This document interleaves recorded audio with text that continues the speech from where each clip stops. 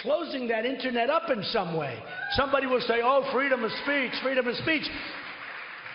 These are foolish people. We have a lot of foolish people. We have a lot of foolish people. Well, here's one, Kmele Foster of Freethink Media. I guess Trump thinks you're foolish. Yeah, and he says, yeah. there's people complaining about free speech. Who needs it? Yeah, well, it's interesting. Both Donald Trump and candidate Hillary Clinton are very, very vociferous about this. They think that we are at unique danger.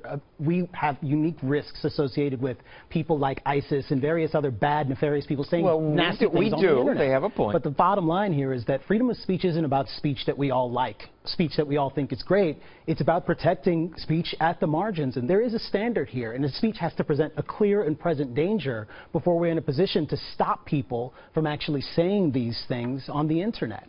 But ISIS is a clear and present danger, and if people are saying, come join us, what's the harm in saying we're going to censor that? Every time we've seen in history, we've seen people pass laws that are supposed to keep us safer, that with all of the best intentions, they often end up getting abused by government and various other entities. The Alien and Sedition Acts. Absolutely. Founders passed them, and that they really were saying, don't criticize us. Absolutely. Yeah, the principle there was supposed to be that you couldn't say things that were untrue, that would actually make it hard for the country to defend itself. Instead, they went after their political opponents with it. Here's one of Trump's promises that directly affects me. He wants to rewrite libel law. So that when the New York Times writes a hit piece, which is a total disgrace, or when the Washington Post, which is there for other reasons, writes a hit piece, we can sue them and win money instead of having no chance of winning because they're totally protected. You see, with me, they're not protected because I'm not like other people. By I'm not like other people, he means I'm filthy rich and I can go ahead and sue and intimidate.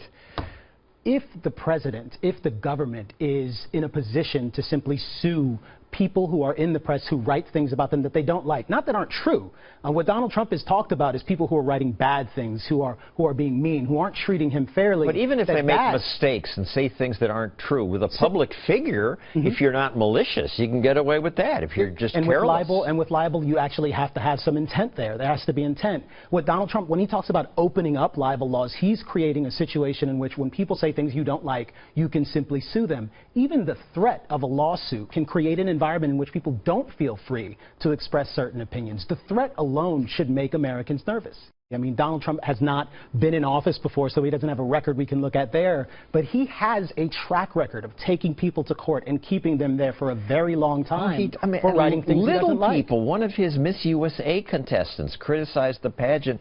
He sued her for $5 million. She later told USA Today the suit demonstrated Trump's bullying tactics. To shut her up. Absolutely. He also sued a New York Times reporter who said Trump wasn't as rich as he said he was.